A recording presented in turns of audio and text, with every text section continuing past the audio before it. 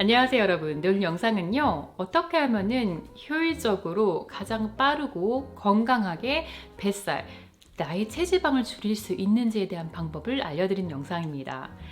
요즘에는 정보가 참 많아서 단백질, 지방, 탄수화물 이렇게 먹어야 살이 빠진다, 아니면 요 음식으로 다이어트를 하면은 빠진다, 다이어트 약을 먹어야 된다, 아니면 고강도로 운동을 해서 살을 빼야 된다 등등 정말 많은 정보가 있는데요.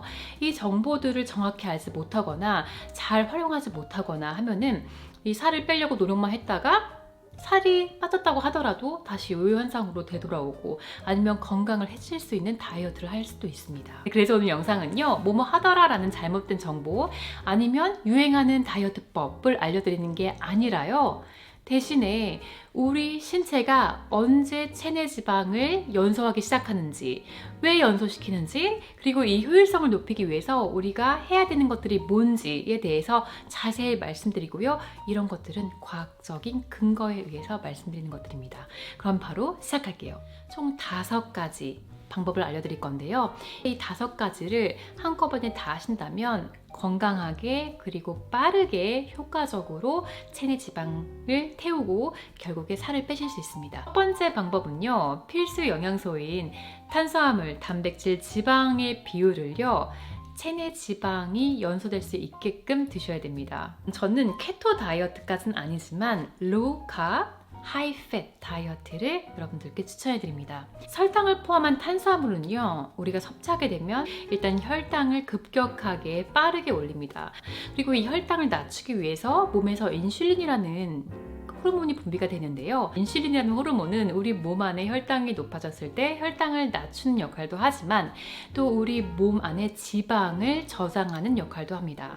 그리고 인슐린의 분비가 너무 많아지게 되면요, 지방을 태우는 글루카곤이라는 호르몬의 분비가 억제됩니다. 그래서 인슐린의 분비가 많아지면 많아질수록 지방을 태우는 글루카곤의 호르몬의 양은 적어져서 결국에는 살이 찌고 빠지지 않게 되는 거죠. 네, 그래서 저 같은 경우에는 정제되지 않은 건강한 탄수화물, 현미라든지 통곡물, 아니면은 과일 중에서는 베리류를 선택해서요, 하루에 한 100g 정도 탄수화물, 설탕을 이제 섭취하려고 노력을 하고요.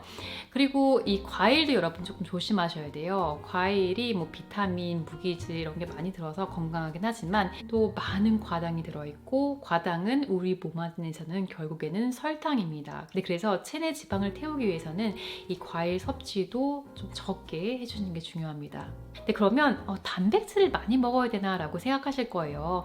근데 단백질의 섭취가 너무 많아져도 이게 몸 안에서 글루코제로 변하게 되어 있습니다. 그래서 너무 많은 단백질 섭취보다는 하루 권장량을 채워주시는 게 좋아요. 성인 하루 단백질 권장량은요, 나의 몸무게 킬로그램 곱하기 0.8 정도를 하시면 됩니다. 그리고 여러분들께서 혹시 65세 이상이시라면요, 그때부터는 근손실이 있잖아요. 그분들은 자신의 몸무게 킬로그램에 1g 정도를 해주시면 됩니다. 운동선수나 아니면은 하루에 3-4시간씩 운동을 해요. 그래서 근육이 많다면 이런 분들은 하루에 자신의 몸무게 킬로그램 곱하기 2g 정도까지 단백질을 섭취하시면 됩니다. 그러면 어느 정도의 지방을 섭취해야 될까요? 저는요, 질 좋은 지방으로 충분히 드시라고 말씀드리고 싶어요. 우리가 지방을 먹는다고 해서 이 지방이 우리 몸의 체내 지방으로 되지 않습니다. 앞에서도 잠깐 말씀드렸듯이 탄수화물 그리고 설탕이 몸에 들어갔을 때 지방으로 변하게 되어 있어요. 너무 많은 양의 지방을 섭취하는 거는 권장하지 않지만 좋은 지방을 충분하게 섭취하는 거는 중요합니다. 왜냐하면 첫 번째로 우리가 이제 탄수화물을 적게 먹게 되면요, 우리 몸에서는 다른 에너지원이 필요하잖아요. 그럴 때 좋은 게 이제 지방이고요. 그리고 지방은요, 먹었을 때 포만감을 줍니다. 그래서 금방 배가 고파지지 않는 거죠. 그리고 질이 좋은 지방이라 함은 완전 식품을 통해서 드시는 지방입니다. 생선의 지방이 될 수도 있고, 고기의 지방이 될 수도 있고, 아니면 견과류, 씨앗류, 그리고 열매 중에는 아보카도와 올리브를 들 수 있습니다. 근데 그러면 탄수화물, 단백질, 지방을 이렇게 섭취한 다음에 그 나머지는 뭐로 먹는 게 좋을까요? 바로 야채입니다. 네, 야채는요 여러분, 많이 드시면 드실수록 좋아요. 하루에 적어도 500g 이상의 과일과 야채를 드시라고 권장하고 있어요. 근데 또 이 중에서 과일 양은 많이 줄이셔야 되겠죠, 설탕 때문에. 그래서 나머지를 이제 채소로 채우셔야 되는데, 근데 하루에 최소 500g 그 이상을 드셔주셔야 우리 몸 안에 필요한 비타민, 무기질을 다 채우실 수 있고요. 또 이 야채 안에는 많은 항산화 성분이 들어있습니다. 그래서 이 야채의 비율을 훨씬 높여주시고요.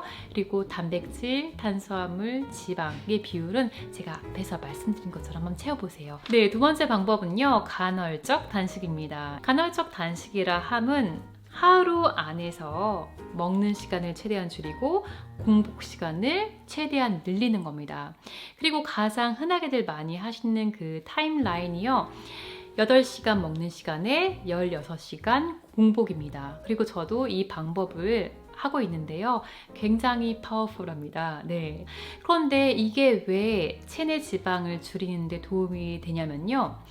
공복을 유지한다는 거는 내가 더 이상 그 시간 동안 먹지를 않는 거잖아요. 그럼 당연히 탄수화물도 들어오지 않고 단백질, 지방, 그런 영양소들이 들어오지 않습니다.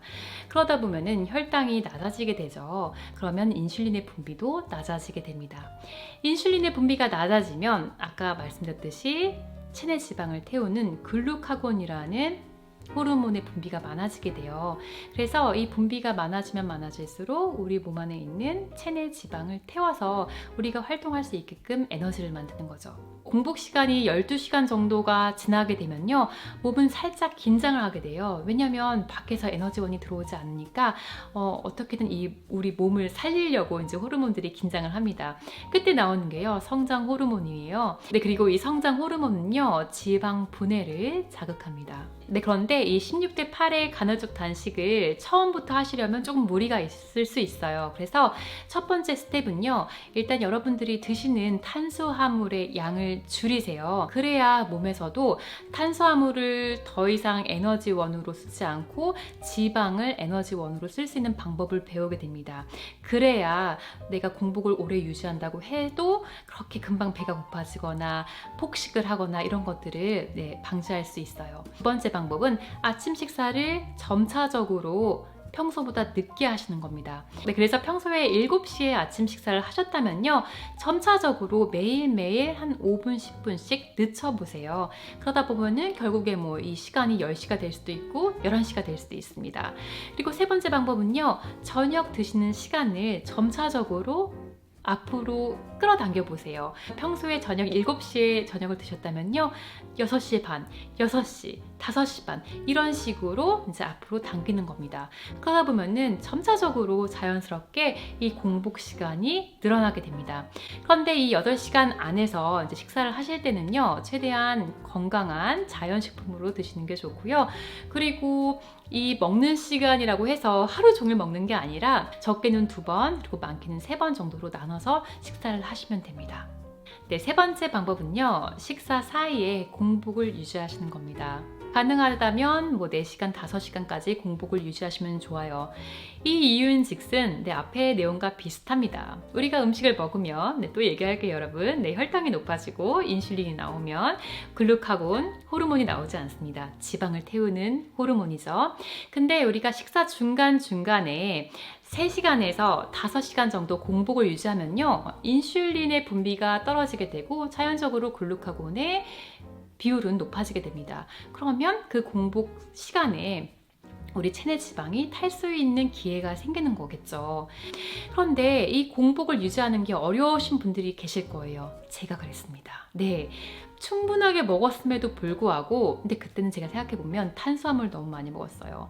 그러다 보면 한 2시간 정도가 지나면 또 배가 고파집니다. 또 탄수화물이 막 생각이 나요. 단 게 생각이 나고. 그러면 간식을 이제 먹을 수 있는 유혹을 물리치지 못하게 되어 있는 거죠. 그런데 이런 나쁜 습관을 고쳤습니다. 어떻게 고쳤냐면요, 음식을 먹을 때, 식사를 할 때 똑같은 음식을 먹는 순서만 바꾸시면 됩니다. 네, 그래서 맨 처음에 야채로 시작하시고 단백질, 그 다음에 지방, 탄수화물 이 순서로 식사를 하시게 되면요, 우리가 음식을 섭취할 때 혈당이 빠르게 올라가지 않습니다.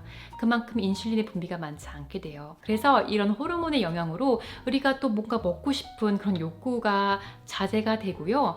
그리고 포만감이 오래 갑니다. 그래서 간식을 먹고 싶다는 생각 아니면 단 게 땡긴다는 이런 생각들이 사라지게 됐어요. 그래서 이거에 대한 자세한 내용은 제가 얼마 전에 올린 영상이 있거든요. 그래서 그 영상 꼭 체크해 보시길 바라고요. 식사 사이에 공복을 잘 유지해 주세요. 네 번째 방법은요, 체내 지방을 연소시키기 위한 가장 적절한 운동을 하셔야 된다는 겁니다. 네, 흔히 생각하기를 운동을 열심히 고강도로 해서 킬로칼로리를 많이 태우면 그만큼 살을 뺄 수 있다고 생각을 합니다. 그런데요, 고강도로 운동을 하면요, 여러분, 그 또 코르티솔이라는 스트레스 호르몬의 양이 많아집니다. 그리고 이 스트레스 호르몬이 신체에 많아지게 되면요, 몸은 비상사태로 생각을 해요. 그래서 에너지를 굉장히 많이 필요로 합니다. 그리고 이런 비상사태 때 가장 빠르게 효율적으로 쓸 수 있는 에너지가 글루코즈입니다. 그래서 이렇게 고강도의 운동을 하면요, 네, 자연스럽게 식욕이 왕성해집니다.